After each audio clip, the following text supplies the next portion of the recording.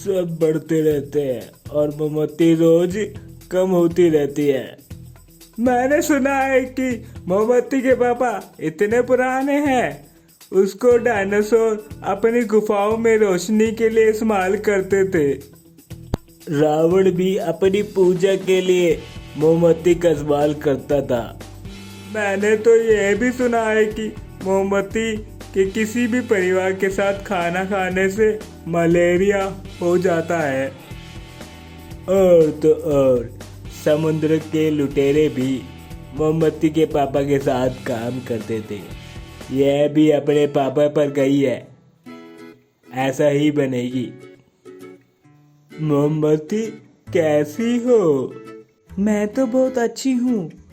आपको मलेरिया तो नहीं हुआ? मलेरिया? मुझे क्यों मलेरिया होगा? कल आपने मेरे साथ खाना खाया था ना?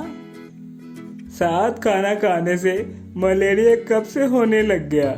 ये तो हमें पहले ही पढ़ चुके हैं। मलेरिया मच्छर के काटने से होता है।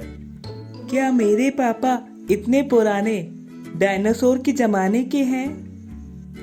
डायनासोर?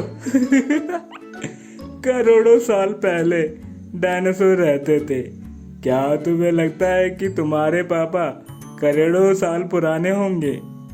करोड़ों साल कितना होता है? बहुत ज्यादा साल। शायद मेरे पापा इतने साल पुराने हो। क्यों ना तुम अपने पापा से ही पूछ लो। पापा, पापा। हाँ मोमबत्ती।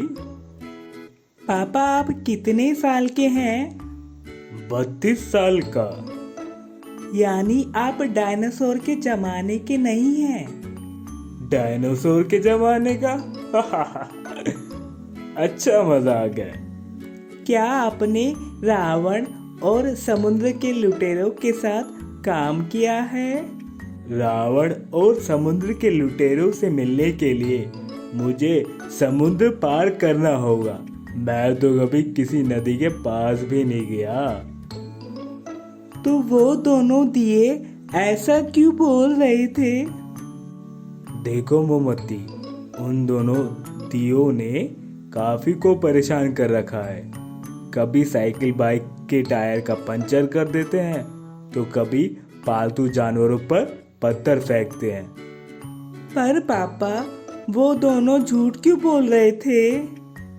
दियों को सिर्फ दिवाली और कुछ त्योहारों में ही इस्तेमाल करते हैं, पर हमें त्योहारों के साथ साथ बिजली जाने पर भी इस्तेमाल करते हैं। हमें सिर्फ हिंदू ही नहीं बल्कि बाकी धर्म के लोग भी इस्तेमाल करते हैं। दियों पर बहुत कम ध्यान दिया जाता है, इसलिए सबका ध्यान अपनी तरफ लाने के लिए वह ऐसा करते हैं।